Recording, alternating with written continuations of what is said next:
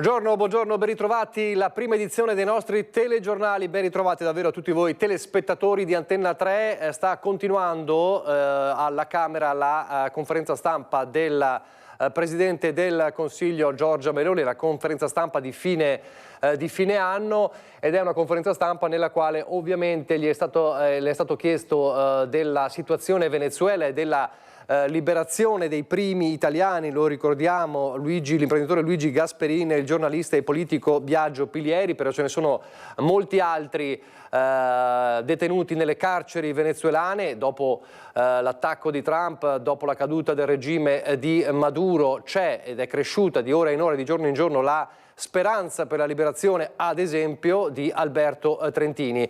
La Premier ha detto continueremo a occuparci degli italiani e di Alberto Trentini fino a quando la signora Armanda non potrà riabbracciare suo figlio, confermando quindi l'impegno ovviamente del Ministero degli Esteri e del Governo tutto. Molti speravano che potesse annunciare una liberazione e un rilascio del detenuto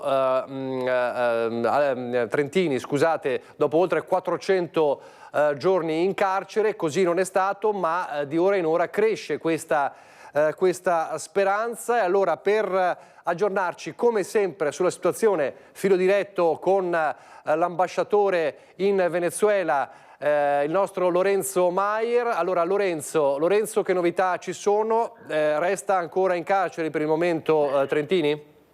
Buongiorno Nicola, a te e ai nostri telespettatori. Sì, hai già detto in sintesi tutto tu, nel senso che la conferenza della Premier Giorgia Meloni ha avuto, per quanto riguarda la posizione, la situazione di Alberto Trentini, una posizione ancora molto interlocutoria.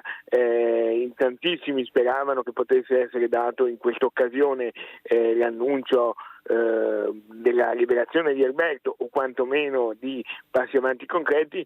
La Premier in realtà è stata molto abbottonata. Noi vi parliamo proprio, siamo qui sotto l'abitazione dei genitori di Alberto, via Pauccio Anafelto, a Lido di Venezia, Città Giardino, e si era radunata anche un piccolo gruppo di persone in attesa di ricevere notizie. Purtroppo per ora non è arrivato l'annuncio. La Premier ha detto che si sta lavorando, che appunto il caso Trentini, come quello degli altri italiani, è all'attenzione del governo, ma non ha dato indicazioni temporali, né ha promesso, come ha fatto in tutte le occasioni in cui gli è stato chiesto, ha promesso il massimo impegno. Ha detto appunto che il caso Trentini è conosciuto dal governo, che se ne sta occupando da oltre 400 giorni. È chiaro che c'è la speranza che continua ad essere, anche perché la Premier ha anche ringraziato la Presidente dell'Assemblea Rodriguez, ha detto che questo segnale di apertura per lei è un gesto di grande valore,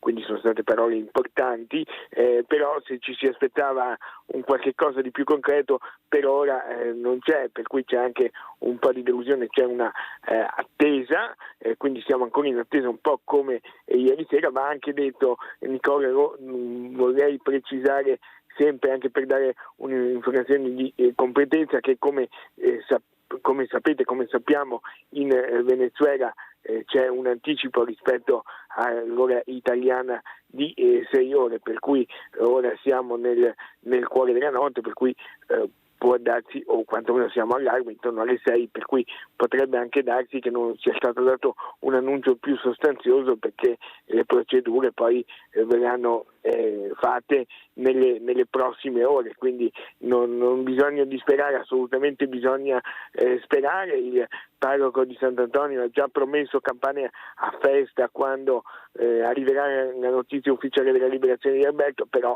l'annuncio della liberazione di Alberto ancora non c'è, e per quello che sappiamo Alberto Trentini al momento in cui vi parliamo è ancora detenuto all'interno del carcere Rodeo. Quindi secondo te, Lorenzo, cosa manca ancora? Che passaggio manca? Ovviamente lo dicevi tu, importante che c'è questo lasco di fuso orario, quindi di ore che mancano. Rispetto ai detenuti già liberati, cosa potrebbe mancare? Diciamo che ogni detenuto ovviamente fa storia a sé, non sappiamo nemmeno quale sia la fantomatica accusa, perché non c'è nessuna accusa formale per Alberto Trentini, per cui proprio non lo sappiamo. Diciamo che bisogna essere cauti. Ieri già circolavano anche ieri sera a Mestre notizie infondate che si sono rivelate subito non vere, che per fortuna non abbiamo poi riportato. Addirittura c'era chi paventava che Trentini fosse già in viaggio su un aereo di Stato per l'Italia. Tutto ciò non è vero. L'ambasciatore che abbiamo sentito praticamente ieri sera a tardissima ora ha confermato il massimo impegno, non di più. Ovviamente c'era l'attesa per oggi della prima riunione. Evidentemente in queste ore tra ieri sera e questa mattina fino ad ora non ci sono stati stati passi ulteriori, che non vuol dire che ci siano stati passi indietro. Presumiamo che ci siano ancora delle cose da appianare. Benissimo, allora grazie, tienici aggiornati ovviamente, in qualsiasi momento richiedici la linea se dovessero esserci novità su Alberto Trentini, ma noi restiamo però su Alberto Trentini perché lo ha accennato Lorenzo, ieri a Mestre c'erano tantissime persone in piazza e diciamo la notizia della liberazione dei primi detenuti è arrivata proprio mentre c'era questa manifestazione nata per ancora una volta sensibilizzare sulla situazione dei trentini ma anche su quanto sta accadendo in Venezuela. Ci racconta quanto è successo ieri Heidi Kaliman, buongiorno. Nicola, buongiorno a te e ai telespettatori. Aggiungo anche alle parole di Lorenzo che la Premier Meloni, in una nota prima della conferenza stampa di cui accennavi di inizio anno con i giornalisti alla Camera, ha detto che oltre a esprimere gratitudine per la liberazione di alcuni detenuti politici, tra cui appunto anche quelli italiani, spera che questo percorso possa proseguire con ulteriori passi nella stessa direzione. La nota era indirizzata ovviamente alla presidente ad interim Delcy Rodriguez, vice di Maduro, un governo quindi in continuità di fatto con quello del destituito di fatto Nicolás Maduro, con l'attacco degli scorsi giorni da parte degli Stati Uniti voluto da Trump. Ieri sera, dicevamo, erano le 18 quando era stato organizzato e chiamata raccolta cittadini e movimenti, coordinamenti, associazioni, sindacati davanti al comune qui a Mestre, in piazza Ferretto, dove ci troviamo in questo momento con Sandro Ponchio, con anche i centri sociali che hanno organizzato questo presidio, un flash mob con striscioni, musica, ma soprattutto tantissime bandiere della pace, della Palestina, uno striscione dedicato proprio ad Alberto Trentini, la richiesta che venga liberato e la richiesta anche che questo attacco al Venezuela non venga fatto passare dall'Italia e dall'Europa come un attacco di fatto legittimo, quale dicono non è stato un attacco spregiudicato, e inoltre si sono fatti tanti nomi di tanti altri prigionieri italiani che sono ancora attualmente detenuti con Alberto Trentini nelle carceri del Venezuela, per cui anche per loro ci sono queste ore di attesa, quindi vedremo nel proseguimento della giornata cosa accadrà. Intanto ti lascio con le immagini e le voci di ieri sera. Per protestare contro la criminale aggressione imperialista degli Stati Uniti al popolo venezuelano.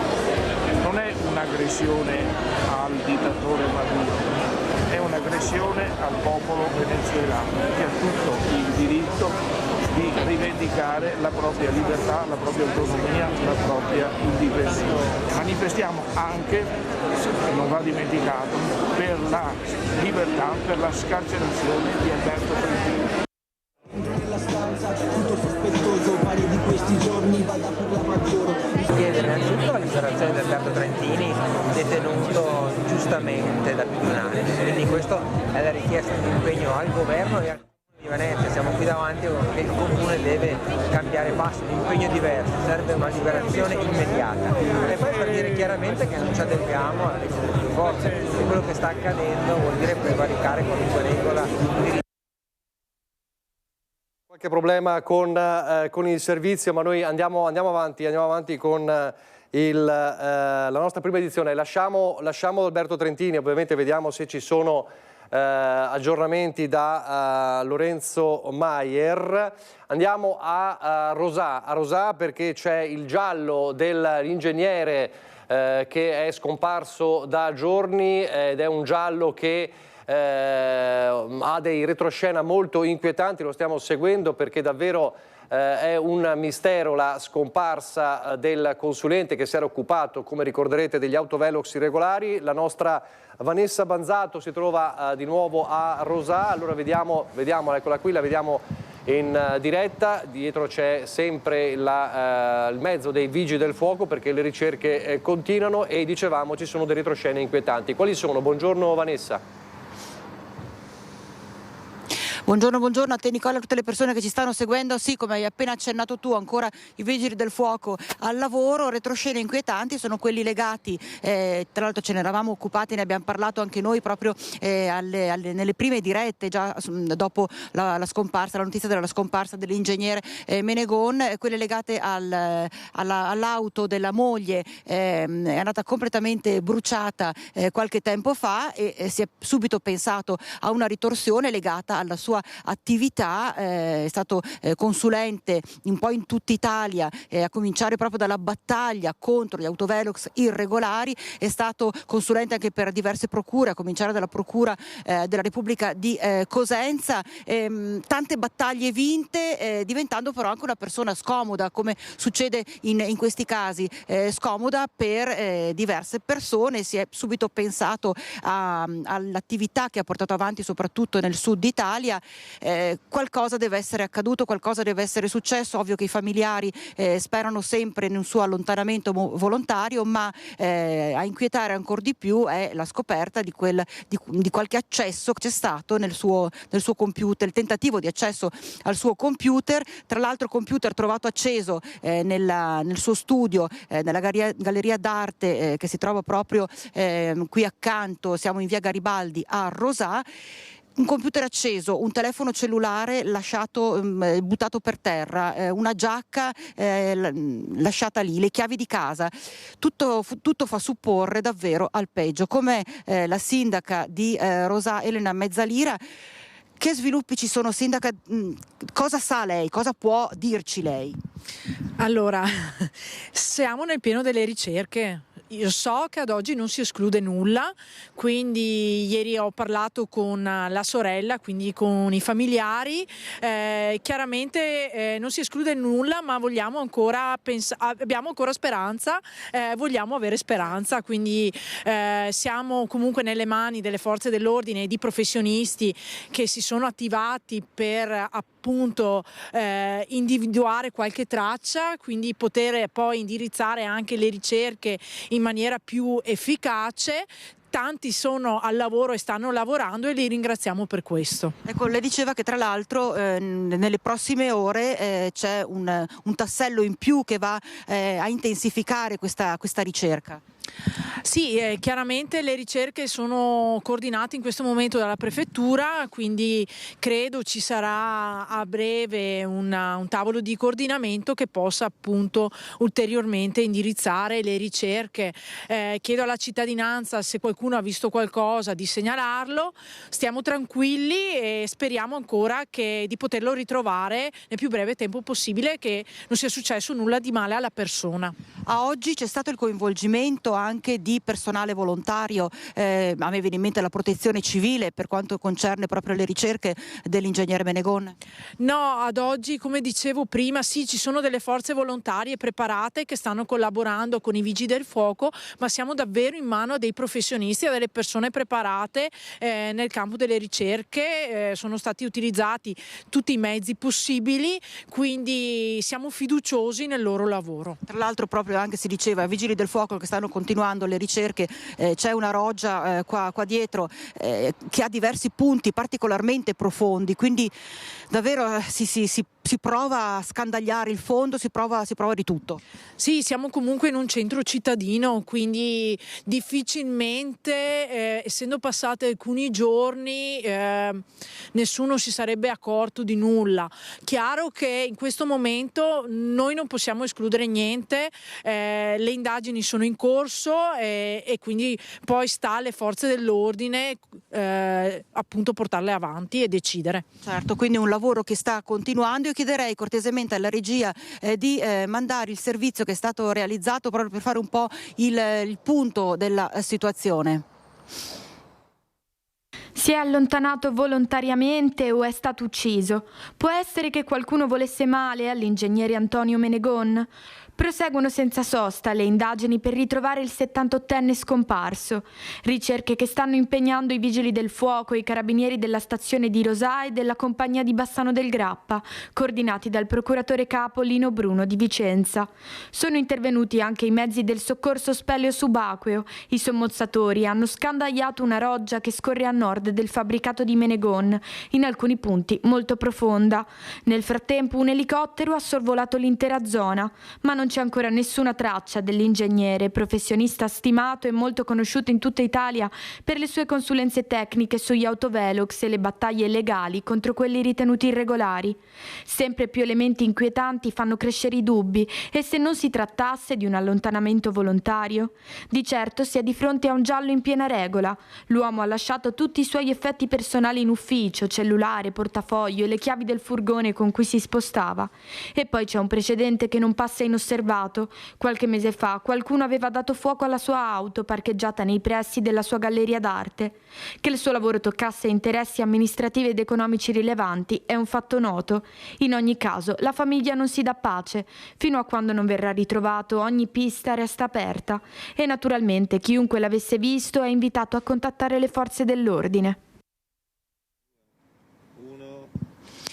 Ecco, abbiamo sentito chiunque, come ha lanciato anche l'appello la sindaca, chiunque potesse aver visto, aver notato l'ingegnere Menegon è pregato di farsi vivo con le forze dell'ordine. Il particolare inquietante di quegli accessi, tentativi di accesso al suo computer adesso sono ovviamente al vaglio degli esperti per cercare di capire in che circostanze, in che occasioni e come siano riusciti ad accedere, se siano riusciti ad accedere al PC, ai dati contenuti, dati a quanto pare preziosissimi contenuti all'interno del computer dell'ingegnere Antonio Menegon. Sindaco, una cosa del genere davvero non ha una spiegazione, non si capisce davvero cosa possa essere successo, e a Rosà una roba simile non è mai successa.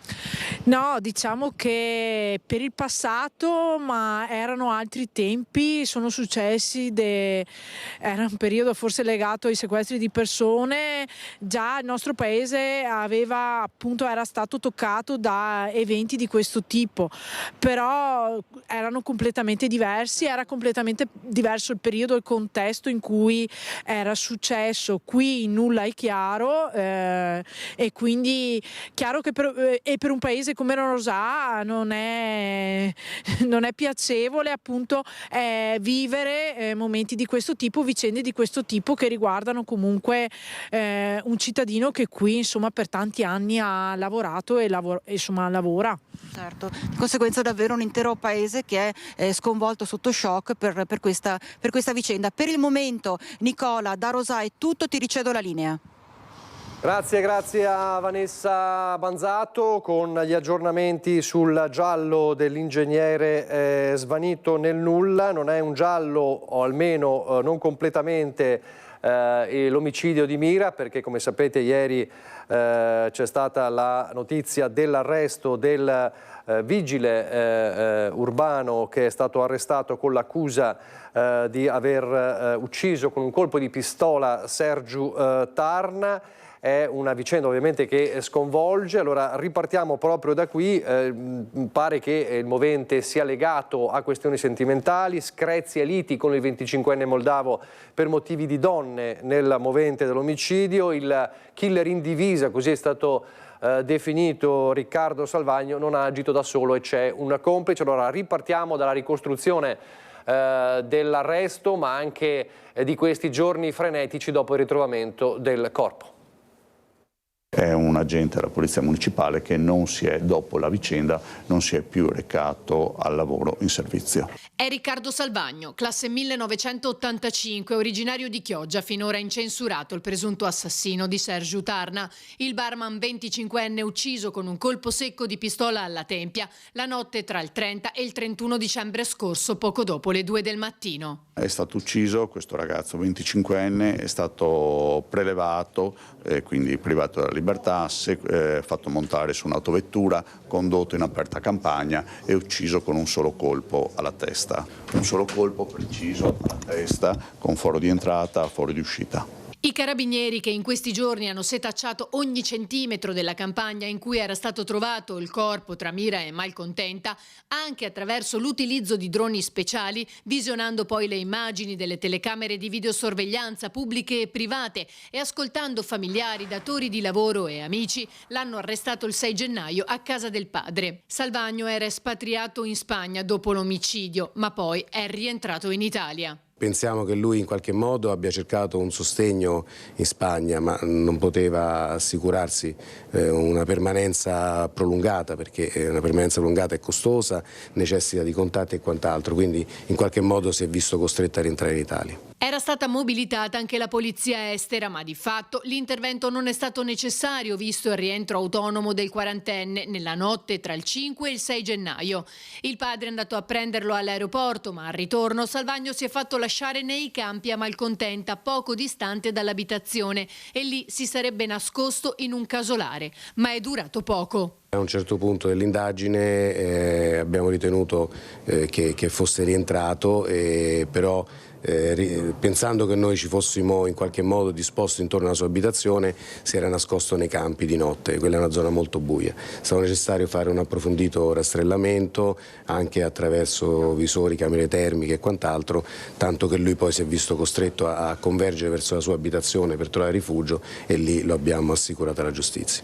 Ora si trova nel carcere di Santa Maria Maggiore a Venezia. Gli investigatori però sono certi che ci sia almeno un altro complice, come ha evidenziato il procuratore vicario. Sia per le modalità con cui è avvenuto l'omicidio e soprattutto per le modalità con cui lui è stato privato della libertà e quindi costretto a salire in un'autovettura, riteniamo che ci sia almeno un complice. L'arma del delitto non è ancora stata trovata. In possesso di Salvagno ci sarebbero 2 pistole. In casa ne è stata trovata una regolarmente detenuta ma non utilizzata, quindi non è quella che ha ucciso Tarna. La seconda, che al momento non si trova, così come la radio in dotazione al vigile, è invece quella d'ordinanza. Massimo riservo sul movente. Al momento non ci sbilanciamo sul movente, stiamo lavorando, stiamo valutando tra l'altro la versione dell'indagato che ricordiamo è presunto innocente fino a sentenza definitiva, stiamo verificando la sua versione dei fatti e sul movente non possiamo dire nulla. Oltre alla pista della droga, spaccio, un debito, spunterebbe un'altra ipotesi, quella legata a questioni sentimentali. I due avevano delle frequentazioni comuni e potrebbero essere entrati in competizione per una donna.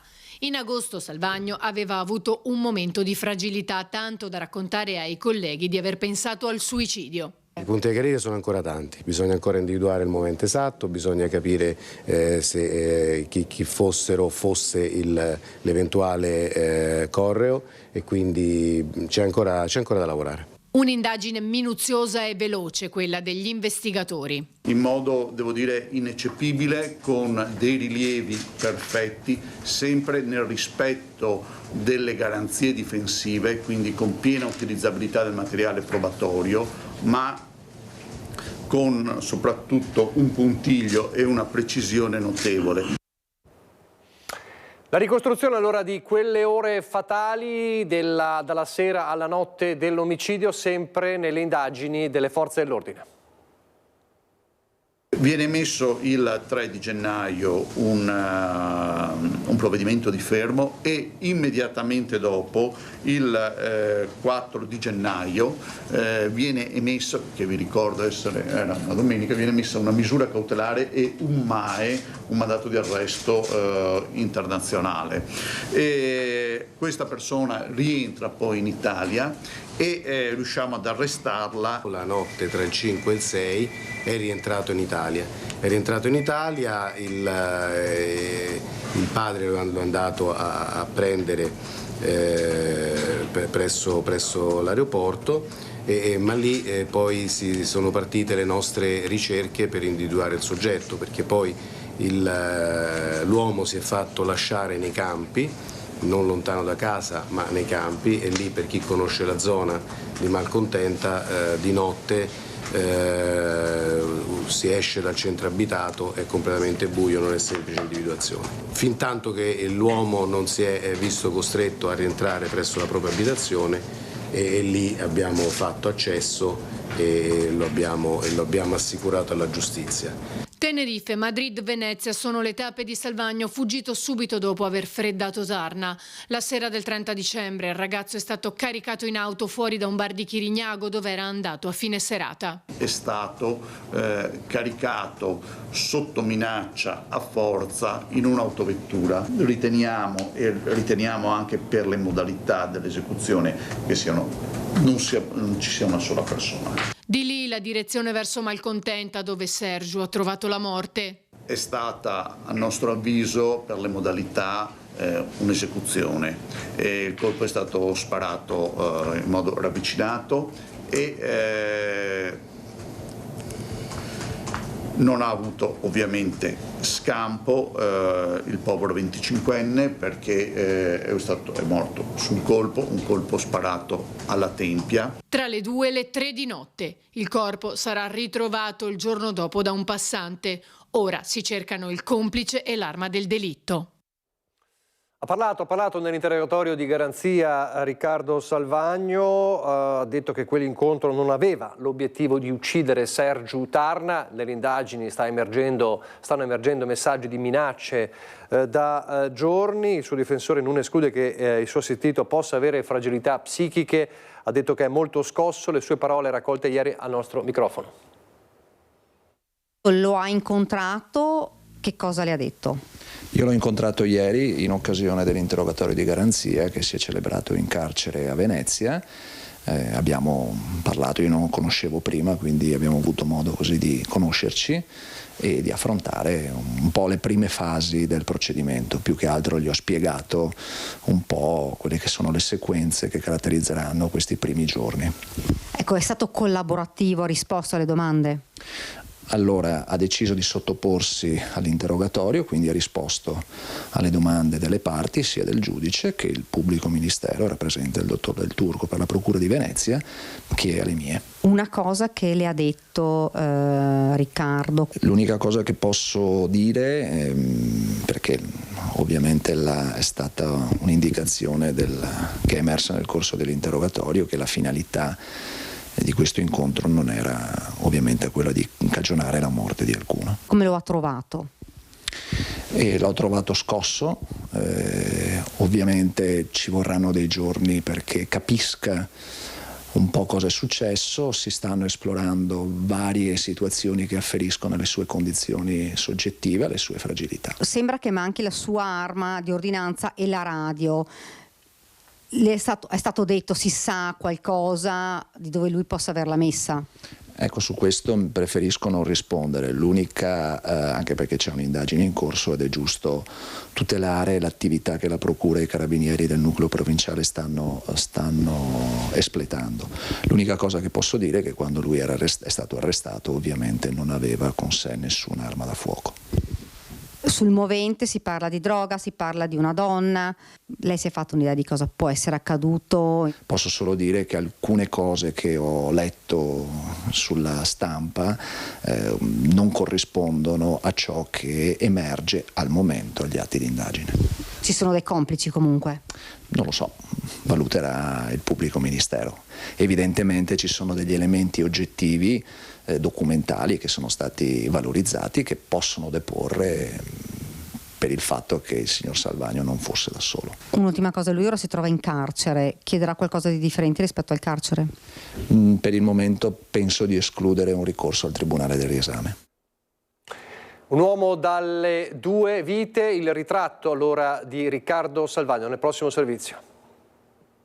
Molto riservato, c'ho delle uscite strane di notte, quello sì, però...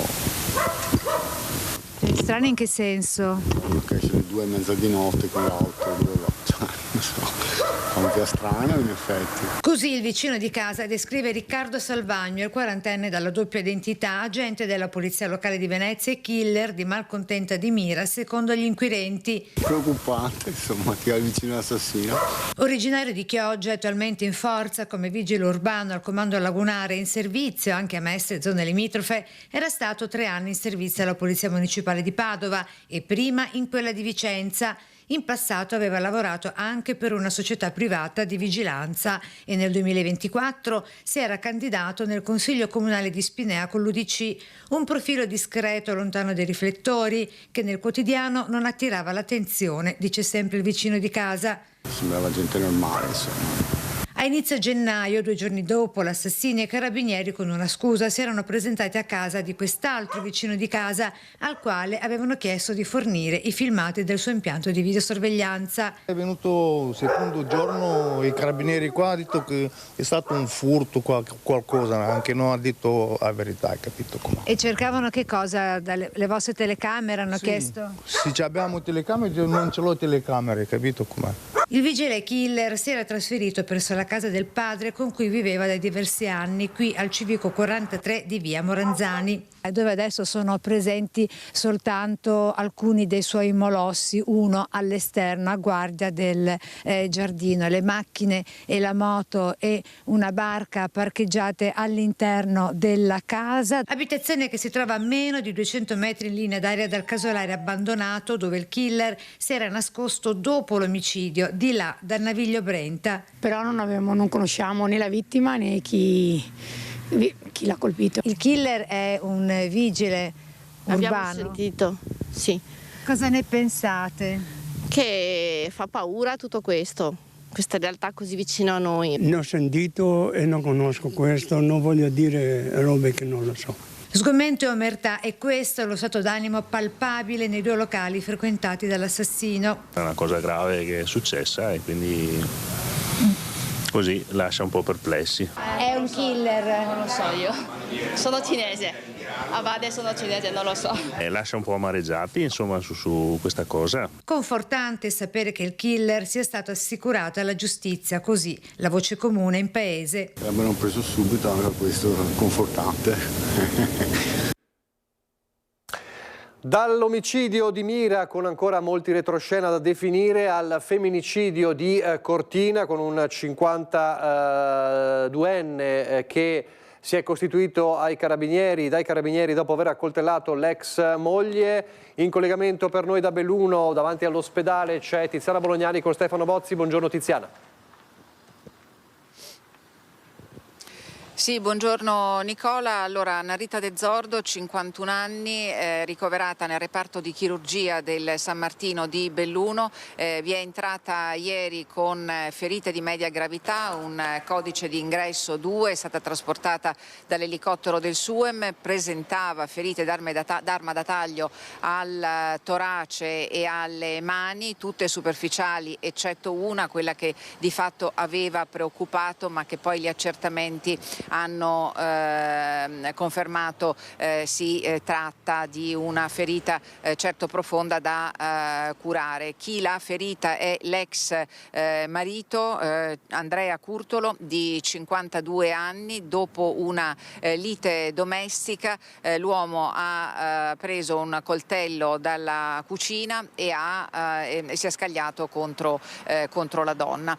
Tutto questo è accaduto nell'appartamento in cui vive la donna con i suoi 3 figli nella zona di Cademai a Cortina, accaduto ieri mattina, ma poi per la formalizzazione del capo di imputazione nei confronti dell'uomo che dopo il fatto è andato alla caserma del comando della compagnia dei carabinieri di Cortina. È stata formalizzata nella tarda serata l'ipotesi di accusa nei suoi confronti, che è quella di tentato femminicidio, e sarebbe la prima volta per la provincia di Belluno in cui accade che dopo l'approvazione delle nuove norme introdotte dal codice penale sul femminicidio, la prima volta che questo tipo di reato, e cioè il tentativo di femminicidio, viene applicato a Belluno. Si sta lavorando per ricostruire la dinamica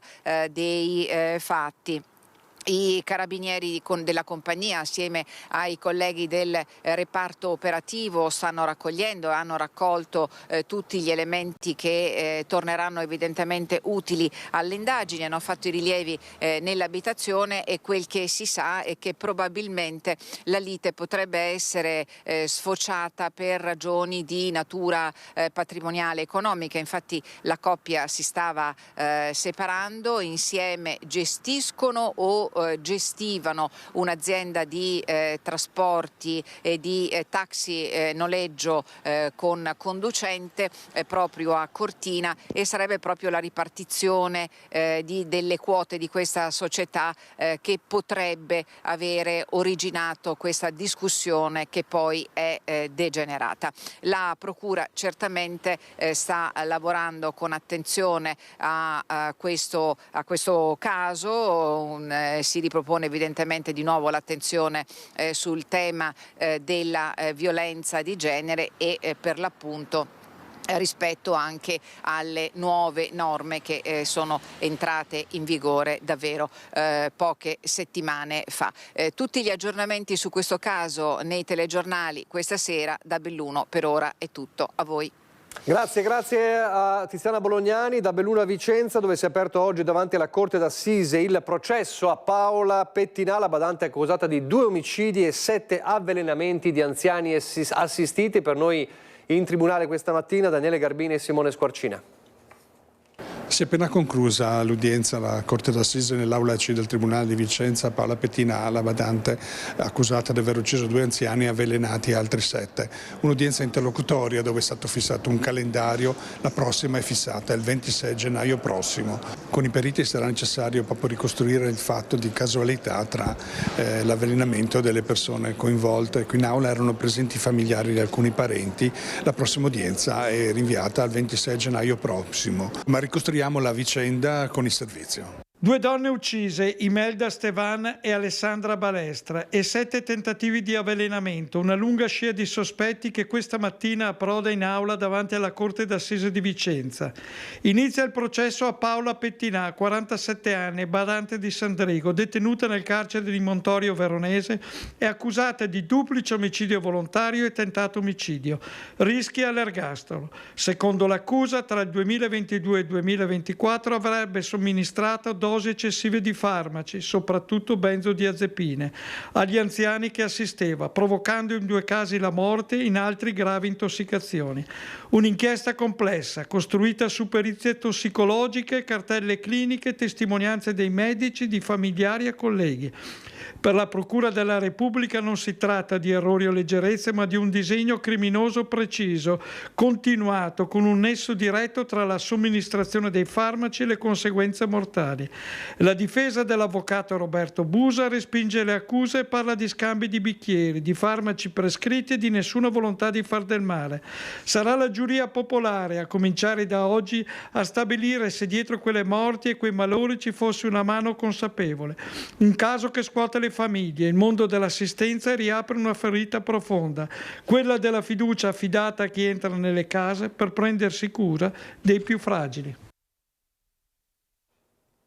E adesso invece andiamo a Treviso, parliamo delle temperature in picchiata, fra poco vedremo anche le immagini dei primi fiocchi di neve in pianura a Treviso, ma il problema riguarda i riscaldamenti delle scuole e ce ne sono stati diversi tra ieri e in queste ore nella Marca trevigiana. In collegamento per noi Marta Marangon. Buongiorno Marta.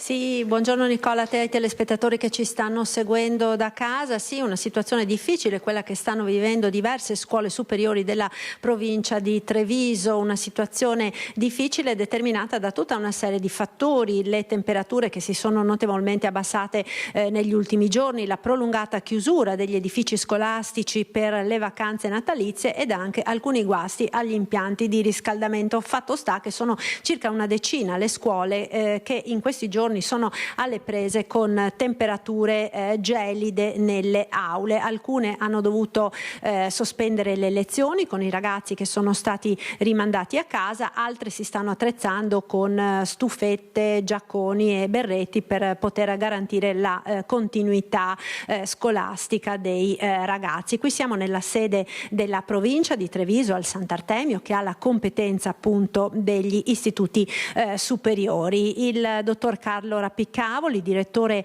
generale dell'ente, ci farà un po' quello che è il quadro della situazione in questa giornata difficile.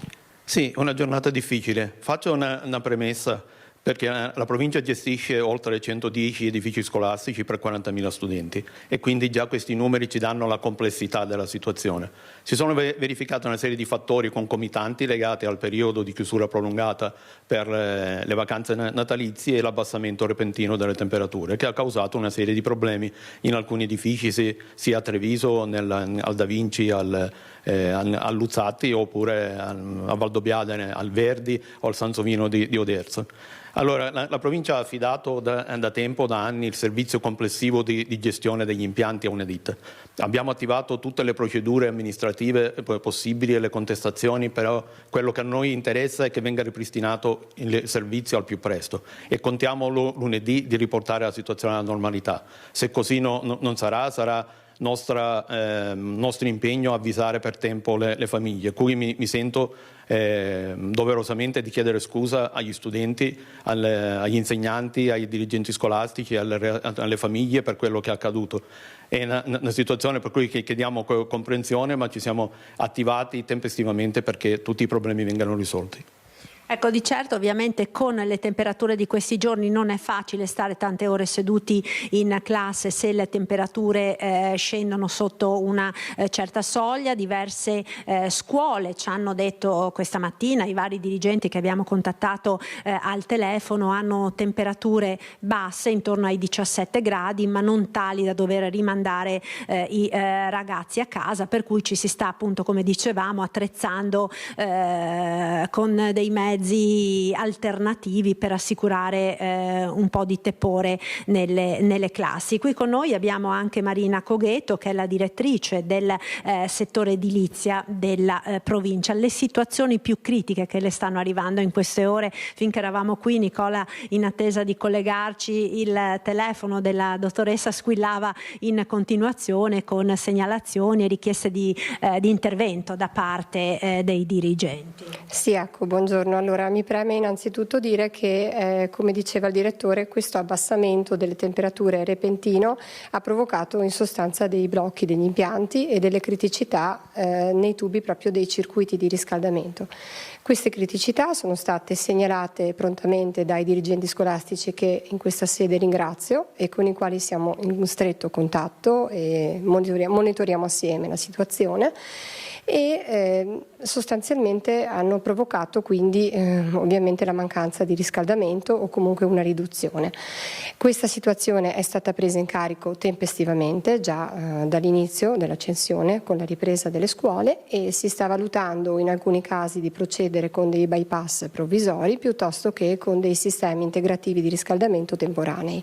Le situazioni più critiche sono state quelle rilevate nel campus di San Pelaio per quanto riguarda appunto la succursale del Luzzatti e del Duca degli Abruzzi e anche ad Oderzo, insomma all'Istituto Sansovino. Ecco, queste sono le situazioni più critiche che comunque sono già in via di risoluzione.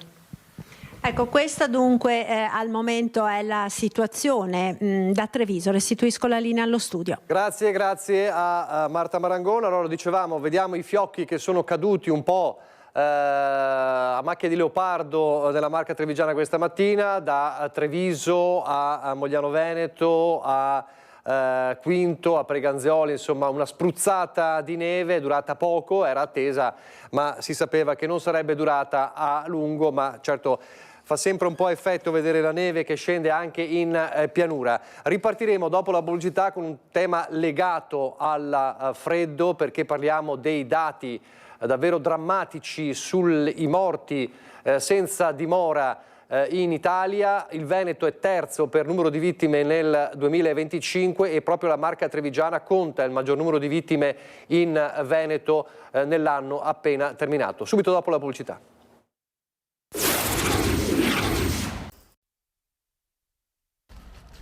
Queste coperte lasciate ai piedi del monumento ai caduti in Piazza della Vittoria a Treviso non sono solo un riparo di fortuna, sono il simbolo di un'emergenza silenziosa che oggi assume connotati sempre più drammatici. Nel 2025 in Veneto sono morte 46 persone senza dimora. La nostra regione è al terzo posto in Italia per numero di persone senza tetto decedute, dopo Lombardia e Lazio. Treviso, prima provincia a livello regionale con 12 decessi. Lo rivela il dossier La strage invisibile 2025 dell'Osservatorio Nazionale sulle persone senza fissa dimora, che documenta una tragedia continua. Non si tratta solo di emergenze invernali, le morti avvengono in tutti i mesi dell'anno, soprattutto per malori, malattie non curate, incidenti e violenze, condizioni che la vita in strada rende spesso fatali. L'età media è drammaticamente bassa, intorno ai 40-50 anni. Il fenomeno non riguarda solo le grandi città, i dati mostrano che la maggior parte dei decessi avviene nelle province e nei centri medio-piccoli, contesti dove le persone senza dimora sono più disperse e difficili da intercettare. L'assessore alle politiche sociali della Regione Veneto, Paola Roma, indica nell'emarginazione sociale uno dei nodi principali del fenomeno: persone che restano ai margini, difficili da intercettare e accompagnare in percorsi stabili, con il rischio concreto di ricadere in strada. L'impegno massimo quindi va indirizzato verso sia le strutture di emergenza sia verso la rimozione delle cause economiche ma soprattutto psicologiche, con un lavoro di tutte le professionalità impegnate. Sull'emergenza comunque si sta lavorando per assicurare dei ricoveri soprattutto nei periodi climaticamente più ostili. Il lavoro però di integrazione è la vera prevenzione affinché queste situazioni non si ripetano. L'assessore del comune di Treviso, Gloria Tessarolo, evidenzia invece come l'aumento dei flussi migratori stia incidendo sul fenomeno, ampliando il numero di persone in condizioni di vulnerabilità e mettendo sotto pressione i servizi territoriali. Restano dei flussi migratori molto alti, spesso appunto non controllati nel senso che arrivano nel territorio attraverso le frontiere, prevalentemente attraverso la rotta balcanica, e lo vediamo in maniera importante a Trieste con quanto sta accadendo nella città di Trieste. Noi siamo l'onda lunga di quel fenomeno che va gestito a livello non solo prefettizio e di coordinamento delle prefetture, ma ovviamente a livello nazionale. Nel frattempo, dopo la proposta di accoglienza emergenziale inviata il 6 gennaio alle associazioni del territorio, la Prefettura di Treviso ha deciso di convocare un incontro per martedì 13 gennaio. Al centro dell'incontro l'ipotesi di attivare fino a 40 posti letto in un capannone riscaldato a Monigo per far fronte alla carenza di accoglienza nelle settimane più fredde. La politica intanto con la mozione che fa già discutere, la seconda mozione presentata in regione dai consiglieri Riccardo Szumski e Davide Lovat di Resistere Veneto. Nel documento si chiede l'istituzione all'interno del servizio sanitario regionale di ambulatori specialistici pubblici dedicati al censimento, alla diagnosi e alla presa in carico delle persone che lamentano effetti avversi dopo la vaccinazione anti-Covid. Medico Novax, anche se lui non gradisce questa definizione, ex sindaco di Santa Lucia di Piave, con problemi appunto con l'ordine dei medici, ed è un punto sul quale torna Szumski da consigliere, una mozione che dice nasce dalla crescente richiesta di tutela da parte di cittadini che hanno segnalato l'insorgenza di eventi avversi dopo l'utilizzo del vaccino anti-Covid, quindi è un'altra elemento che farà discutere in Regione. Intanto la politica è alle prese con lo scontro all'interno della Lega tra Zaiani scontenti, il dibattito sul manifesto per una nuova destra, quello pubblicato sul Foglio da Luca Zaia, ma le correnti all'interno della Lega ci sono e si fanno sentire. Se c'è questo manifesto, che è un manifesto politico, e l'ha detto Zaia che è un manifesto politico, ripeto, io sono il primo a dire che creiamo una tesi congressuale per quando andremo al congresso veneto per dire che c'è qualcuno che va avanti su questa linea. Solo perché rimanga agli atti, che questi erano i punti programmatici del sottoscritto della mia candidatura al congresso. Lo so bene. Ma non ho visto Zaia andare in giro con la motoretta e volantinare Pamarcato, visto che erano gli stessi. Il botta e risposta a Focus racconta anche plasticamente il solco scavato nella Lega, Padova contro Treviso e viceversa. In mezzo ci sono i rancori pre- e post regionali e soprattutto l'ormai noto manifesto di Zaia, diventato terra di scontro tra le anime del Carroccio, non solo geografiche. Roberto Marcato, uno che la linea Salvinian-Pannacciana non l'ha mai digerita, è altrettanto duro con Zaia, perché dice questo manifesto arriva a tempo scaduto e ha un solo obiettivo: distinguersi e non sparire fagocitato dal nuovo corso. La notizia sarebbe stata le modalità, e cioè questo è il mio manifesto, domani mattina, che sono un membro autorevole del federale, della Lega, porto questi manifesti, li trasformo in punti programmatici, li metto ai voti in federale. Se no a cosa servono? Servono per attirare l'attenzione, questo sì. Vuole essere il leader del centrodestra, deve esercitare il potere che ha, devi agire da leader. E ripeto, agire da leader cosa significa? Che se lui come sottoscritto sono in antitesi rispetto a Vannacci, deve andare al federale e dire: io pongo la questione Vannacci, ma non dopo che Vannacci è vice segretario federale. Al congresso federale non c'è stata nessuna teoria, nessuna tesi, nessuna proposta. C'è stato chi ha tentato come sottoscritto di avere una voce distonica, il Luca Ciapape. In terra trevigiana tradizionalmente c'è anche il cuore degli Zaiani, ma non di tutti. Villanova, confermando l'amarezza di quel post che ha generato altre discussioni in questi giorni, mette in mezzo pure la sua segreteria provinciale e usa toni inediti rispetto a quando era speaker della maggioranza e lanciava la linea del Piave. Io in questi 5 anni, soprattutto in questi ultimi 5 anni, ho difeso Zaia, l'amministrazione e la Lega in ogni situazione. L'ho difesa anche quando era molto difficile metterci la faccia e mi sono reso conto che siamo tutti leghisti, ma qualcuno è più leghista degli altri e c'è stata questa situazione dove il giorno prima delle elezioni il mio partito manda attraverso il canale WhatsApp ufficiale della segreteria provinciale manda un messaggio dove invita i militanti a votare 2 candidati, un uomo e una donna, e tra i quali non c'ero io, ok? Il giorno prima delle elezioni, e dopo resti fuori per 150 voti. C'è tanta amarezza. Volano gli stracci, insomma, e lo stesso Villanova si appella a un nuovo congresso dove mettere in chiaro che non esiste una linea unica nel partito, ma Bulldog Marcato è scatenato e ancora una volta ribadisce il concetto mettendo nel mirino proprio Zaia. Nell'ultimo congresso federale c'è stato qualcuno, Zaia compreso, che ha proposto tesi congressuali? No. C'è stato qualcuno che ha proposto alternative a Salvini? No. Non c'è stata una grande rivoluzione.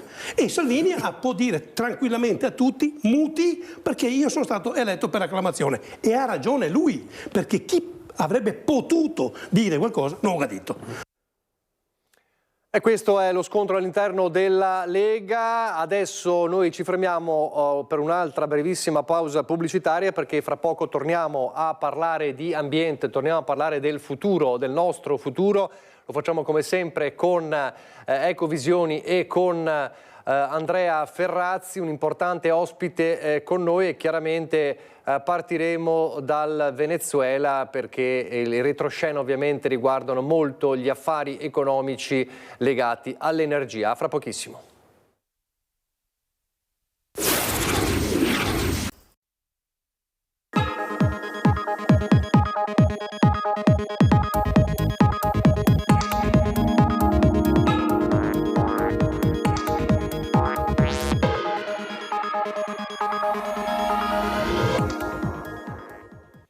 Allora Rieccoci con Ecovisioni, ben ritrovato e buon anno perché è la prima puntata del 2026 ad Andrea Ferrazzi, salve. Grazie anche a lei e a tutti i telespettatori, buongiorno. Allora, una puntata importante oggi a partire dall'ospite che è con noi e che ringraziamo perché con noi è il professor Nicola Armaroli, importante membro del CNR, del Consiglio Nazionale delle Ricerche, nonché direttore della rivista Sapere.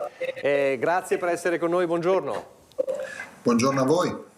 Allora, partiamo da Ferrazzi, adesso con il professor Armaroli cercheremo di capire il futuro delle energie rinnovabili che sono, diciamo, il futuro poi del nostro mondo e qual è un po' anche l'evoluzione in questi anni e cosa ci aspetta nei prossimi anni, un po' anche lo stato dell'arte. Non possiamo però non partire dalla cronaca come facciamo sempre e se parliamo di cronaca parliamo di Venezuela. Il Venezuela, lasciamo perdere tutte le questioni politiche connesse, però c'è un legame tra l'attacco al Venezuela e le risorse energetiche, evidentemente. Allora Ferrazzi, partiamo da qua. Beh, questo l'ha detto Trump. All'inizio ha raccontato un po' che il centro, diciamo, l'obiettivo fondamentale era la guerra al narcotraffico, ma in realtà ora dopo ora emerge con chiarezza anche dalle sue dichiarazioni, dalle sue e dai suoi più stretti collaboratori, che in realtà c'è un grandissimo interesse per il petrolio e gas.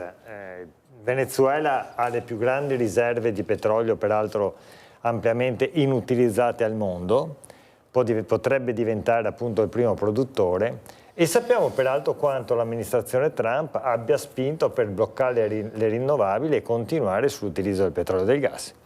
L'ha detto in campagna elettorale in maniera molto chiara, l'ha fatto proprio con atti nelle nomine di importanti esponenti dell'energia, del petrolio e del gas, mettendoli a capo delle istituzioni più importanti che riguardano l'energia degli Stati Uniti.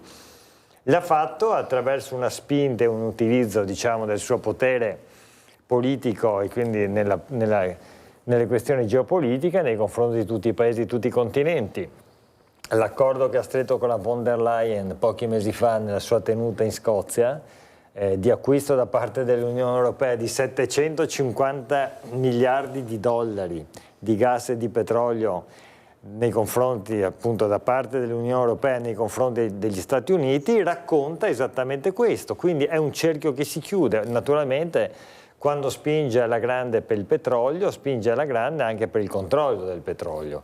Gli Stati Uniti oggi sono i maggiori produttori, non hanno le maggiori riserve ma sono i maggiori produttori di petrolio al mondo, ma certamente hanno una grande intenzione di diventare, diciamo, i titolari, diciamo, degli altri grandi pozzi possibili e in questa tabella si vede evidentemente come il Venezuela in basso a sinistra sia appunto il paese che ha il più grande bacino, la più grande fonte di petrolio che può essere utilizzata, ma questo è evidente, insomma, è nella politica statunitense ed è stata detta. Trump proprio in queste ore dovrebbe incontrare gli amministratori delegati delle grandi aziende del petrolio degli Stati Uniti che dovrebbero andare lì a riprendere, diciamo, il controllo dei pozzi per il controllo del petrolio. Naturalmente all'interno di questo c'è anche tutta la guerra, diciamo, guerreggiata in maniera differenziata, con quindi il conflitto con la Cina e con la Russia, perché una parte del petrolio del Venezuela era controllato in questi ultimi anni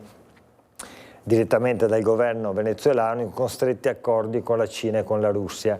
Ecco, è evidente che questo, insomma, questo tentativo di Trump modifica anche i rapporti di forza a livello internazionale. Lasciamo quel cartello, togliamo però il titolo che nascondeva la cifra, perché vorrei capire da lei, abbiamo visto il Venezuela, peraltro, insomma, la storia del narcotraffico è durata poco, diciamo, ha parlato poi subito del petrolio. Ma guardi, insomma, che ci sono paesi del Sud America che lì veramente fanno molto più narcotraffico del Venezuela. Sì, il Venezuela è più un hub di passaggio, diciamo. Certo. C'è una vignetta interessante, tra l'altro non so se l'ha vista ieri, in cui c'è Trump che guarda la Groenlandia tutta bianca naturalmente, no?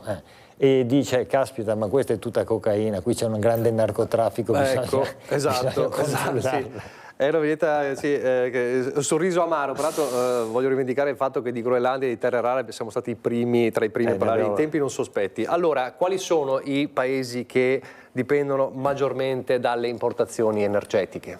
Qui si apre un capitolo molto pericoloso, diciamo critico per noi in particolare, perché se andiamo a vedere la prossima tabella si vede in maniera evidente come sia dal punto di vista delle importazioni di petrolio che di gas che di carbone, ma soprattutto dei primi due che sono le grandi fonti utilizzate ancora del nostro continente, l'Unione Europea dipende fondamentalmente energeticamente dall'esterno. E a differenza per esempio della Russia dipende molto meno dagli Stati Uniti, mentre la Cina dipende moltissimo, e quindi l'utilizzo che ne sta facendo Trump anche nel Venezuela dal punto di vista del petrolio nei confronti della Cina un po' colpisce, anche se la quota di vendita di petrolio venezuelano in Cina è minimale rispetto all'utilizzo e l'importazione complessiva della Cina. Per esempio molto più significativa è l'esportazione della Russia di petrolio nei confronti della Cina, e questo certamente la Cina ha approfittato a man bassa del conflitto ucraino, riuscendo a portare dal punto di vista geopolitico la Russia molto più vicina a se stessa, e da questo punto di vista forse qualche vantaggio anche da questo conflitto ne ha avuto. Ma questi dati raccontano in maniera drammatica che l'Unione Europea, se continua così, se continua a dipendere energeticamente, dipende dal punto di vista politico. Perché un paese che dipende dall'energia con un altro paese ne dipende politicamente, perché se ti chiudono la valvola del gas e non arriva più il gas per le nostre case per il riscaldamento, per produrre energia elettrica, perché la gran parte dell'energia elettrica prodotta oggi in Italia avviene bruciando il gas, oppure per le nostre industrie, è chiaro che diventi ostaggio di quel paese. Allora quello che rischiamo noi è di diventare ostaggio degli Stati Uniti, in particolare col GNL, e fino a ieri eravamo ostaggio della Russia, e qua si pone il tema allora di che fare strategicamente. Allora, adesso ci arriviamo perché il professor Armaroli ce lo spiegherà. Restiamo un attimo su quel cartello. In quel 95% ad esempio è abbastanza lapalissiano, insomma è evidente, no? la dipendenza, ma non solo, anche in quell'85% l'Italia dove si mette, cioè in quali fonti energetiche dipende l'Italia, e quindi si trova in stato di vassallaggio, diciamo? L'Italia utilizza il gas moltissimo, utilizza anche il petrolio, sta via via eliminando l'utilizzo del carbone con alcune resistenze, pensiamo per esempio alla situazione paradossale della Sardegna e anche altre operazioni che sono in corso in questi giorni, in queste settimane. Però noi dipendiamo moltissimo dal gas, dipendavamo moltissimo dal gas russo fino alla guerra tra l'aggressione. Perché non è autoprodotto? Quanto è autoprodotto e quanto importiamo da altri? Pochissimo, pochi punti percentuali autoprodotto in Italia, la stragrande maggioranza la importiamo, l'abbiamo importata storicamente dai paesi del Nord Africa, Libia e Algeria, e moltissimo dalla Russia. Ora i rubinetti con la Russia, quelli ufficiali da gasdotto di Treviso, sono fondamentalmente chiusi, ne importiamo ancora dal gasdotto che arriva dal nord passando per il Piemonte, quindi Mare del Nord fondamentalmente. Abbiamo riattivato potenziando invece i rapporti con l'Algeria e naturalmente la TAP, no?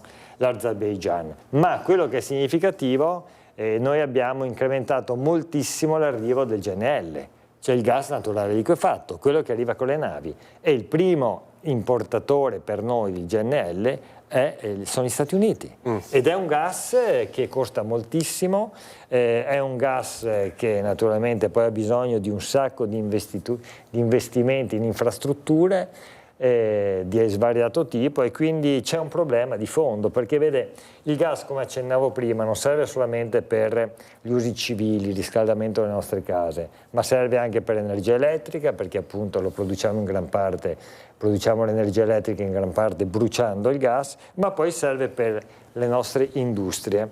Allora si pone un tema: l'autonomia energetica del nostro paese. La vogliamo costruire o no? Perché se c'è autonomia energetica c'è autonomia politica, se c'è dipendenza energetica c'è dipendenza politica. Allora, questo è il problema, noi siamo sempre abituati a affrontare il problema e le soluzioni, perché le soluzioni ci sono, anche se spesso vengono tenute da parte. Professor Armaroli, la soluzione si chiama energie rinnovabili. Sembra quasi paradossale dover spiegare perché sono la soluzione, ma ci spieghi perché le energie rinnovabili sono la soluzione? Le energie rinnovabili sono quelle di cui noi possiamo disporre, nel senso che servono i convertitori dei flussi solari, quindi mettiamo il pannello che ho sopra il tetto di casa, può essere un pannello cinese, quindi io l'ho importato, quando l'ho acquistato dipende in qualche modo dalla Cina, però per 30 anni poi quel pannello è mio e quel pannello produce con sole italiano, che splende in Italia. Quindi questo dà una dipendenza solamente nella fase iniziale, ma poi aumenta drasticamente la nostra indipendenza energetica. Come si vede in questo cartello, per quanto riguarda la produzione elettrica, stiamo parlando di elettricità, ormai gli impianti rinnovabili costituiscono più del 90% della nuova capacità elettrica installata nel mondo. In altre parole, stiamo installando solare ed eolico, stiamo installando carbone, nucleare e gas. Stiamo installando per più del 90% solare ed eolico. Questa è la realtà della trasformazione energetica in atto. Il punto è che negli usi finali, cioè nella nostra vita, noi utilizziamo elettricità solo per circa il 20%, 20-22%. Tutto il resto dei consumi sono ancora uso di combustibili. La maggior parte dell'energia che le persone, ciascuno di noi che siamo oggi in collegamento, consuma per il 20% elettricità per gli elettrodomestici, per il computer, per vari utilizzi, ma l'80% del nostro consumo sono il gas e i prodotti petroliferi che utilizziamo per muoverci e per scaldare casa. Quindi la transizione energetica e la libertà energetica passa attraverso il superamento delle combustioni. Perché c'è questa discussione sull'auto elettrica, sulle pompe di calore? Perché se noi elettrifichiamo gli usi finali possiamo andare a ridurre i consumi di combustibile, a ridurre le importazioni di questo gas liquido o via tubo che ci schiavizzano da decenni e possiamo produrre a livello nazionale l'elettricità che ci serve. E fortunatamente in Italia la produzione elettrica rinnovabile è in crescita, ormai la metà dell'elettricità prodotta in Italia è rinnovabile, però dobbiamo spostare i nostri utilizzi e quindi cominciare da quelli che possiamo già fare oggi, che sono principalmente l'auto elettrica e la pompa di calore, che non sono ossessioni che qualcuno ci vuole mettere in testa a forza, ma sono le tecnologie oggi disponibili per cominciare a uscire dalla schiavitù del petrolio e del gas. Allarghiamo dall'Italia, nel mondo si sta investendo su queste fonti? Sì, assolutamente. Noi abbiamo oggi il dominatore assoluto delle rinnovabili, delle installazioni di rinnovabili è la Cina, e la Cina lo fa per il motivo che abbiamo visto nel cartello che mostravate prima, cioè la Cina ha una dipendenza per quanto riguarda il petrolio e il gas molto elevata, esattamente come l'Europa, anzi un po' meglio dell'Europa, e proprio perché non vuole cadere nella trappola europea sta aumentando la elettrificazione dei consumi finali, quindi il 50% delle auto in Cina che oggi sono vendute nuove sono elettriche, e sta aumentando l'installazione di rinnovabili.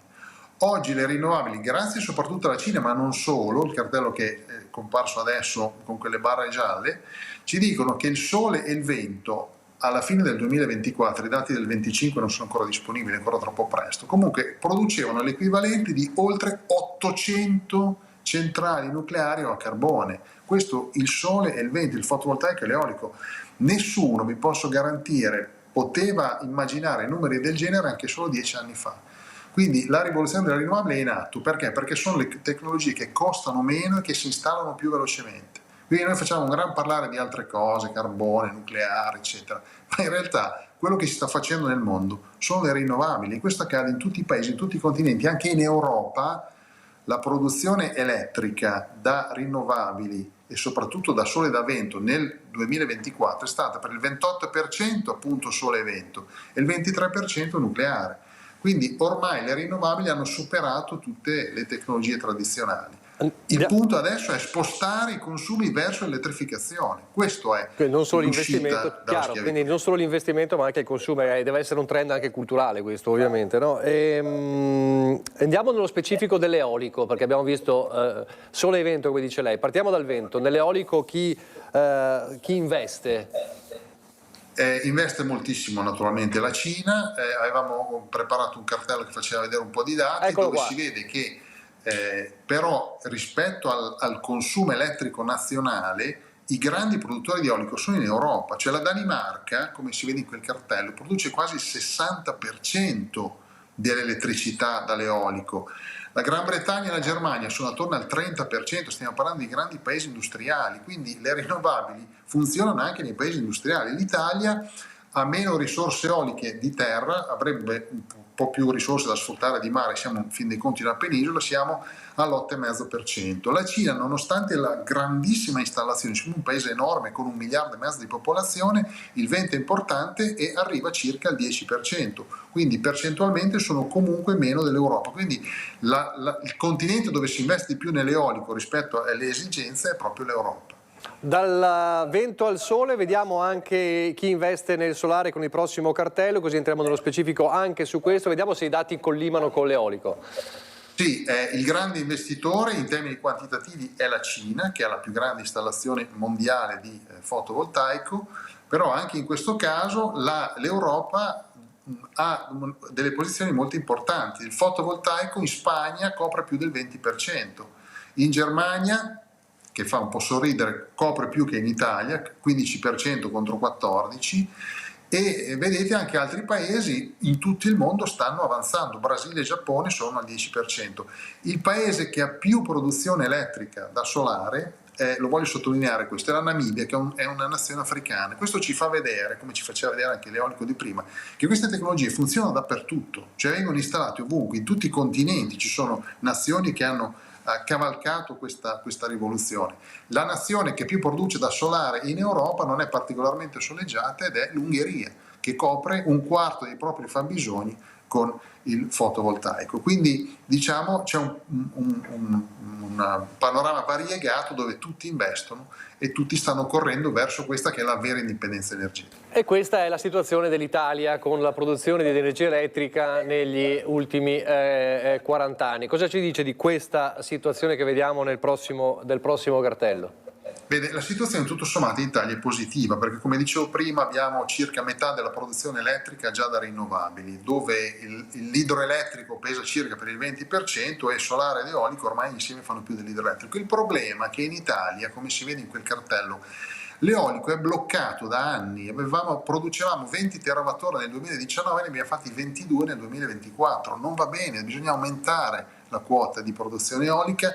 Il fotovoltaico si è mosso pochissimo tra il 2013 e il 2020, era di fatto stato bloccato. E quindi gli obiettivi che ci siamo posti, che si è posto questo governo e anche quello precedente, quindi gli obiettivi nazionali che prevedono di arrivare a delle installazioni di fotovoltaico di 80 gigawatt, siamo attualmente a 40 gigawatt, vorremmo arrivare a 80 nel 2030, cioè fra soli 4 anni. Anche l'eolico dovremmo arrivare almeno a 28 nel 2030. Purtroppo è una missione impossibile a questa velocità, quindi bisogna assolutamente aumentare le installazioni e spiegare, questa è una cosa importante, ai cittadini che le rinnovabili sono sparse per il territorio.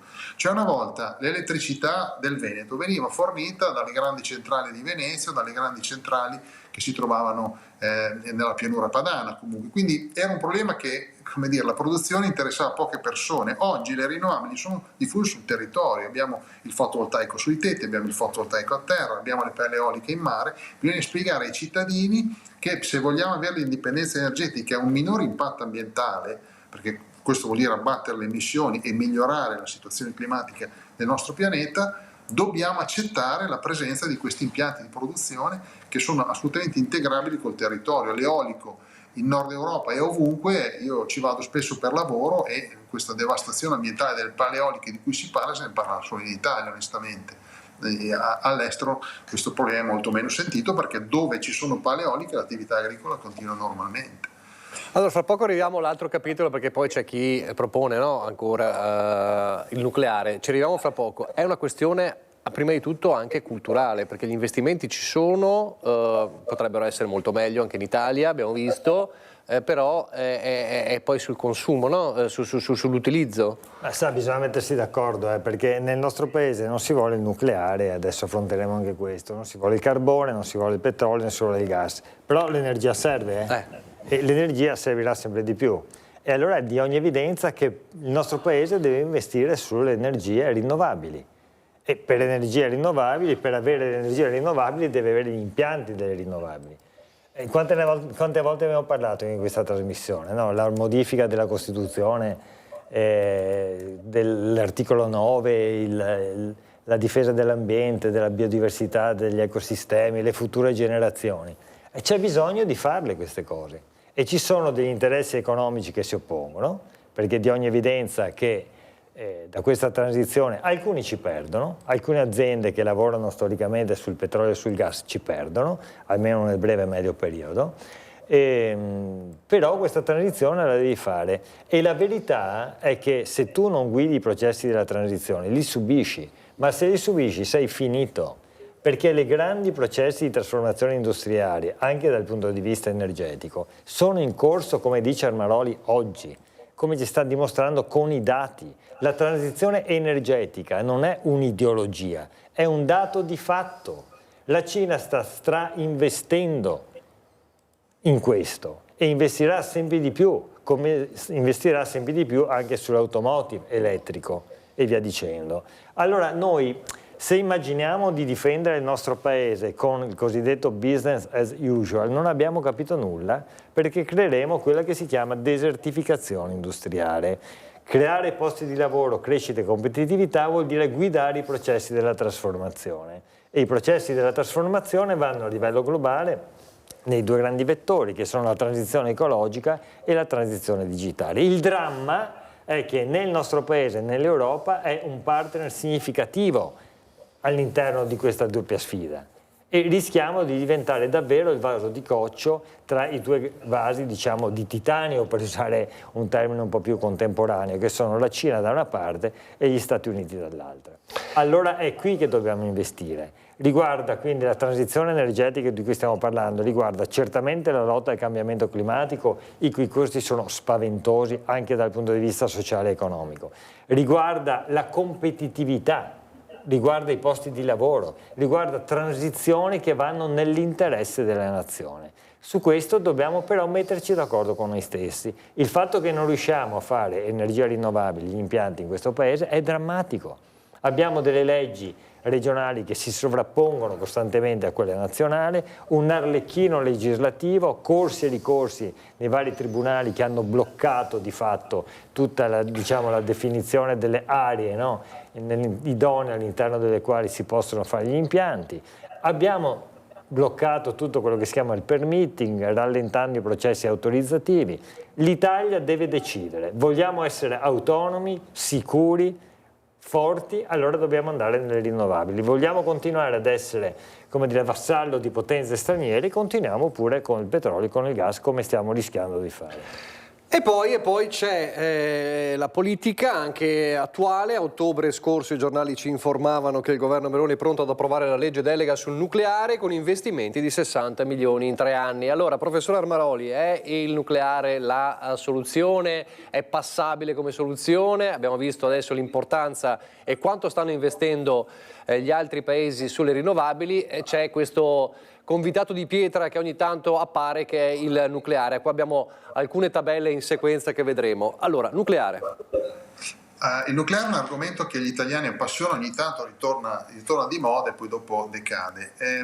Il nucleare sulla carta è un'ottima idea, su questo non c'è dubbio, cioè io produco grandi quantità di elettricità in un'area relativamente piccola e lo posso fare indipendentemente ad esempio dalle condizioni atmosferiche, H24. Questa è l'idea. Però quando questa idea viene messa nel mondo reale le cose si complicano terribilmente. E il trend dell'energia nucleare dal 1956 ad oggi, che è indicato in quel diagramma, dove le barre blu sono i reattori nucleari nel mondo, fa vedere che dalla fine degli anni 80, inizio anni 90, il numero dei reattori nel mondo è sostanzialmente stabile. Cioè si è parlato di rinascimento nucleare a più riprese negli anni 2000-2010, vi ricordate il piano del governo dell'epoca, e adesso di nuovo, senza mai realizzare niente. Di fatto il rinascimento nucleare non c'è stato per ragioni economiche. Cioè se voi parlate oggi con i grandi investitori, a me per lavoro capita talvolta di parlarci, questi i soldi sul nucleare non glieli vogliono mettere, perché fare un piano nucleare in un paese tanto più che non ha una filiera nucleare come l'Italia e lo ha dismessa da decenni, vuol dire investire oggi per cominciare a incassare fra 20 anni minimo. Oggi nessuno vuole investire con queste prospettive, si investe nelle rinnovabili perché io decido di investire oggi e entro un anno io comincio a produrre elettricità. Quindi il problema del nucleare, se vogliamo si può fare una scelta politica, chiaramente una scelta politica, però attenzione, basta chiacchiere, cioè io dico volete fare il nucleare, non c'è nessun problema, si può fare, ma bisogna cominciare a tirare fuori i siti dove andare a mettere questi impianti, sia per gli impianti che per i rifiuti nucleari, e il territorio italiano per il 95%, sono dati ISPRA, è a rischio idrogeologico medio-alto, e quindi bisogna andarla a trovare sto posto. Quindi basta chiacchiere, individuate i siti, individuate chi finanzia un progetto di questo tipo. Lei parlava prima di 60 milioni, ma per lanciare un programma nucleare in Italia servono 100-200 miliardi e devono essere soldi in gran parte pubblici, perché i privati di investire sul nucleare non ne vogliono sapere, tantomeno in un paese come l'Italia dove l'investimento straniero, attrarre l'investimento straniero è molto difficile, figuratevi per quanto riguarda il nucleare. E quindi oggi qual è la situazione? Ad esempio si dice la Cina investe nel nucleare, sì è vero, la Cina è quella che investe di più nel nucleare, ha la metà dei reattori in costruzione si trovano in Cina, però nel cartello che si è visto prima per un attimo, la Cina in realtà produce da nucleare il 4,4% della propria elettricità e fotovoltaico eolico fa più del quadruplo. Nel 2024 ha installato 3,5 gigawatt di nucleare la Cina, una quota importante, ma di fotovoltaico eolico ha installato 100 volte di più, non 10, 100 volte di più. Quindi si continueranno a fare dei reattori in grandi paesi come la Cina, gli Stati Uniti, qualcuno in qua e là si farà, ma in Italia ricominciare da zero, investire tanti soldi per avere forse fra 20 anni un reattore, ma è veramente la strada giusta? Questa è la domanda che ci dobbiamo porre, perché in senso astratto uno può anche decidere di farlo e politicamente, ripeto, si può fare, ma il punto è per l'Italia è la scelta giusta. Cioè io quando parlo con gli imprenditori, questi mi dicono io ho un problema delle bollette elettriche adesso, quello che sarà fra 20 anni, ma non mi interessa, probabilmente io non farò neanche più l'imprenditore fra 20 anni. Noi abbiamo un problema adesso e se vogliamo risolvere il problema delle bollette delle famiglie e delle aziende italiane dobbiamo farle rinnovabili e dobbiamo farle adesso. Perché se promettiamo il nucleare, tra l'altro con tecnologie che non ci sono, perché si parla di piccoli reattori modulari, ma voglio essere molto chiaro su questo, questa tecnologia sul mercato non c'è da nessuna parte al mondo e nessuno può garantire quando ci sarà. Cioè un paese industriale non può pensare di fare uno sviluppo industriale e una politica energetica basata su tecnologie che non ci sono. Dobbiamo ritornare sulla terra e parlare di quello che si può fare. Se per più del 90% la capacità elettrica nel mondo oggi è rinnovabile, ci sarà un motivo. Continuiamo a chiacchierare del nucleare, non c'è problemi, però se andiamo a vedere dal 2010, l'ultima volta in cui in Italia si parlava di nucleare, la produzione nucleare è aumentata del 17% nel mondo. Le rinnovabili sono aumentate, sole e vento, non le rinnovabili, sole e vento sono aumentate del 1140%. L'ultima volta che discutiamo di nucleare, sul piano del governo dell'epoca, fotovoltaica ed eolico erano sostanzialmente inesistenti. Cioè non possiamo far finta di ricominciare una discussione facendo finta appunto che tutto sia uguale a 15 anni fa. È cambiato tutto. Quindi oggi bisogna prendere seriamente in considerazione l'ipotesi, la discussione, farla seriamente e dire ok, vogliamo fare un piano nucleare, questi sono i siti, questi sono i finanziatori e questi sono i tempi. Altrimenti basta chiacchiere. Mettere le carte in tavola. Di fare il nucleare 50 terawattora nel 2010 ne abbiamo fatti 0, intanto abbiamo fatto 70 terawattora di rinnovabili. Teniamo quel cartello finale, perché poi è la strada che viene indicata nel mondo e quindi non si capisce perché dovremmo restare ancorati questo è proprio come evidente, no? No, ma tra l'altro il problema, come diceva appunto il professore, è che l'Italia oggi non ha il nucleare, quindi il nucleare può essere sensato nei paesi che già ce l'hanno, hanno già una legislazione che lo permette, hanno già delle centrali in esercizio. L'Italia non è così. Voglio ricordare una delle esperienze che ho vissuto quando ero vicepresidente della Commissione parlamentare d'inchiesta sugli ecoreati e le ecomafie. Abbiamo fatto uno studio internazionale sulle scorie. L'Italia, che ha scorie nucleari di svariata natura, ce l'è ancora, non riusciamo a trovare un sito unico dove inserirle, perché c'è una sollevazione popolare, e quindi le abbiamo oggi distribuite in innumerevoli siti, molti dei quali in situazione geologica molto pericolosa. L'altra questione vera non è solamente l'investimento necessario e i tempi necessari per costruire la centrale, anche voglio ricordare che l'ultima centrale nucleare costruita al mondo è stata appunto messa in esercizio nel 2022 in Finlandia con una quadruplo del tempo necessario e si sono anche triplicati i costi in Finlandia, non in Italia, ma poi per ammortizzare quell'investimento a megawattora costa 120-130 euro, mentre le energie rinnovabili costano 40, 50, 60. Voglio anche ricordare peraltro che il ministro Frattin, che è responsabile per il governo nazionale e anche naturalmente della politica eventualmente nucleare, ha detto esplicitamente che il nucleare in Italia sa da fare ma senza investimento pubblico. Ma senza investimento pubblico non si può fare. Ultima nota significativa, il governo ucraino sta pensando, sperando di finire questa drammatica guerra, un piano di ricostruzione della produzione dell'energia basata sul fotovoltaico e sull'eolico. Sa perché? Perché hanno provato sulla loro pelle la guerra. Quando hai le centrali che sono concentrate, nucleari e termoelettriche, sei esposto ai bombardamenti, sei fragilissimo come sistema. Certo. Invece un sistema, come dire, diviso nel territorio, in connessione neurale, come si dice e via dicendo, è un sistema che anche dal punto di vista della sicurezza drammatica in caso di conflitto è molto maggiore. Ci sono tutti gli elementi per procedere in questa direzione. Nessuna convenienza insomma sul nucleare. Io ringrazio il professor Nicola Armaroli, il tempo è tiranno e dobbiamo fermarci. Grazie per il suo preziosissimo contributo e buon lavoro davvero. Grazie. Grazie anche a Andrea Ferrazzi. Ci rivediamo fra 2 settimane. Lasciamo di sorpresa l'ospite. Abbiamo l'ospite, chi sarà? Avremo la gioia di avere Francesco Zirpoli, che è un docente di management dell'innovazione della tecnologia Ca' Foscari, uno dei massimi esperti a livello internazionale di automotive, di macchine, di auto. È stato l'unico italiano chiamato dalla von der Leyen nella discussione della rivisitazione delle leggi, no? Delle normative europee sulle macchine elettriche, endotermiche, di cui si è molto parlato anche in queste settimane, e quindi davvero sarà molto interessante confrontarci con lui. Fra 2 settimane io vi lascio come sempre, come ogni venerdì, a Marco Goldin che ci racconta uno dei capolavori in mostra a Santa Caterina, la mostra da Picasso Van Gogh, che sta mietendo un successo clamoroso. Poi come sempre la nostra programmazione, Casa Pappagallo, la ricetta del giorno, e il film alle 16:22 Viceroy's House, un film anglo-indiano di questi anni. Grazie per averci seguito, arrivederci.